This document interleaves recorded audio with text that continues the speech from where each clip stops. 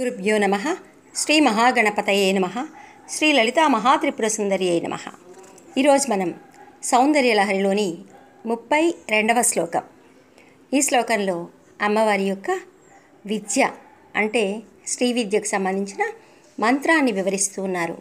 మంత్రాన్ని సంకేత పదాలతో తెలియజేస్తున్నారు.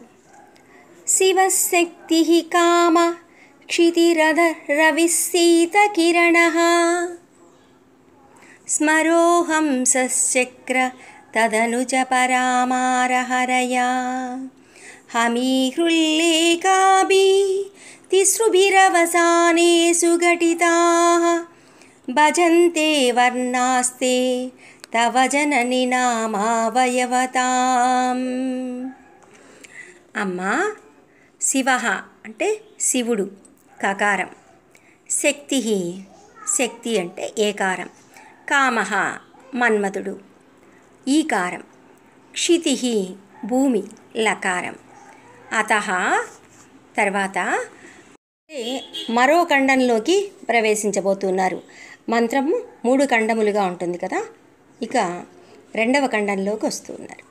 రవి సూర్యుడు హకారం, సితకిరణ చంద్రుడు సకారం, స్మర మన్మధుడు కకారం, హంస సూర్యుడు హకారం, శక్ర ఇంద్రుడు లకారం, తత్ అని దాని తర్వాత అంటున్నారు. తదనుచ చివరగా పరాహ పరాశక్తి సకారం, మారహ మన్మధుడు మన్మధుడు అంటే కకారం, హరయ హరి విష్ణువు లకారం, అమి ఈ 12 వర్ణాలు.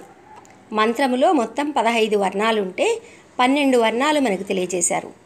తిసృభి 3 సంఖ్య కల, హృల్లేకాభి హ్రీంకారాల చేత అంటే ఇప్పుడు మనం తెలుసుకున్న మంత్రంలో బీజాక్షరాలకి 3 హృల్లేఖలను అంటే ఇక్కడ హ్రీంకారాలను జత చేస్తూ ఉన్నారు. ఈ 3 హ్రీంకారాలను ఎలా ఉంచుతున్నారు అంటే అవసానేసు ఘటిత, ఒక్కొక్క ఖండానికి చివరగా, మొదటి ఖండానికి చివర హ్రీంకారం, తర్వాత ఖండానికి చివర మరో హ్రీంకారం, మరో ఖండానికి చివర మరో హ్రీంకారం, ఇలా 3 ఖండములు హ్రీంకారంతో ముగుస్తూ ఉన్నాయి. ఇలా 3 హ్రీంకారాలతో కలిపి అమ్మవారి మంత్రం 15 బీజాక్షరములవుతుంది. దీన్ని పంచదశి అని పిలుస్తారు. ఇక్కడ 15 బీజాక్షరాలు ఉండటం చేత పంచదశి అంటున్నారు. ఇక్కడ అమ్మ యొక్క ఈ 15 అక్షరాలు ఏంటి అంటే అమ్మవారి యొక్క అవయవాలుగా చెప్తున్నారు. అంతే వర్ణాస్తే తవ జనని నామావయవతాం అంటే మనందరికీ తెలిసిన విషయమే. అమ్మవారి యొక్క స్థూల రూపం అంటే విగ్రహ రూపం, కరచరణాదులతో మనవలే ఉండే రూపం స్థూల రూపం. 2వ రూపం అక్షరమయమైన మంత్రరూపం, సూక్ష్మరూపం శబ్దరూపం. ఈ అక్షర రూపమైన అమ్మవారి యొక్క మంత్రంలో ఉన్న అక్షరాలు ఏమవుతాయి? అమ్మవారి అవయవాలు అవుతాయి. ఆ అవయవాలను మనం ఏం చేస్తున్నాం? భజంతే వర్ణాస్తే అంటున్నారు. ఆ వర్ణాలని మనం ఏం చేస్తున్నాం? భజిస్తున్నాం, పూజిస్తున్నాం. పంచదశి మంత్రం, అమ్మవారి యొక్క మంత్రం పంచదశి మంత్రం. ఇందులో 3 ఖండములుగా ఉంటుంది. మొదటిది అగ్నిఖండంగా పిలువబడుతుంది, 2వది సూర్యఖండంగా పిలువబడుతుంది, 3వది సోమఖండంగా పిలువబడుతుంది. మొదటి ఖండంలో 5 అక్షరాలు, తర్వాతి ఖండంలో 6 అక్షరాలు, తర్వాతి ఖండంలో 4 అక్షరాలు, మొత్తం 15 బీజాక్షరాలు అవుతాయి. అమ్మవారి యొక్క మంత్రంలో 3 ఖండములు, అగ్ని సూర్య సోమ అనే 3 ఖండాలు.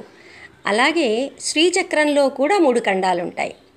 మొదటి 3 ఆవరణలు అగ్నిఖండమైతే, తర్వాతి 3 ఆవరణలు సూర్యఖండమైతే దీన్ని సౌరఖండం, తర్వాత 3 ఆవరణలు సోమఖండంగా చంద్రమండలంగా చెప్పబడుతుంది. అంటే అమ్మవారి మంత్రం కానీ అమ్మవారి యంత్రం కానీ అగ్ని సూర్య సోమ మయం. అమ్మవారి యొక్క ఈ మంత్రం శ్రీ విద్య సాక్షాత్తు వేద ప్రతిపాదితమైనది అనడానికి మనకు ఇక్కడ ఋగ్వేదంలోని ఉపనిషత్తు త్రిపురోపనిషత్తు ఈ విషయాన్ని తెలియజేస్తుంది. కామో యోనిః కమలా వజ్రపాణిర్గుహాసా మాతర్విశ్వాబ్రమింద్రః పునర్గుహా సకలా మాయాయ చ పురుచ్ఛేష విశ్వమాతాది విద్యా అంటూ ఈ ఉపనిషత్తులోని ఈ మంత్రం అమ్మవారి యొక్క మంత్రంలో ఉన్న బీజాక్షరాలను తెలియజేస్తుంది. క ఏ ఈ లా హ్రీం హా సా కా హా లా హ్రీం సా కా లా హ్రీం. ఈ బీజాక్షరాలన్నీ కూడా ఇందాక చెప్పుకున్న కామోయోని కామకళా వజ్రపాణిర్ గుహాహాస ఇందులో పొందపరచబడి ఉన్నాయి. విద్యాది దేవత అయిన శ్రీ లలితా మహాత్రిపుర సుందరి పరాభట్టారిక సాక్షాత్తు పరదేవతయే అని మనకి లలితా సహస్రనామాలు కూడా తెలియజేస్తాయి. ఆత్మవిద్య మహావిద్య శ్రీ విద్య కామసేవిత శ్రీ షోడశాక్షరీ విద్యా త్రికూట. తర్వాతి శ్లోకంలో కూడా అమ్మవారి యొక్క మంత్రస్వరూపాన్ని ఆవిష్కరిస్తూ ఉన్నారు శంకర్ల వారు. అక్కడ మరికొన్ని విషయాలు తెలుసుకోవడానికి ప్రయత్నిద్దాం. శ్రీమాత్రే నమః.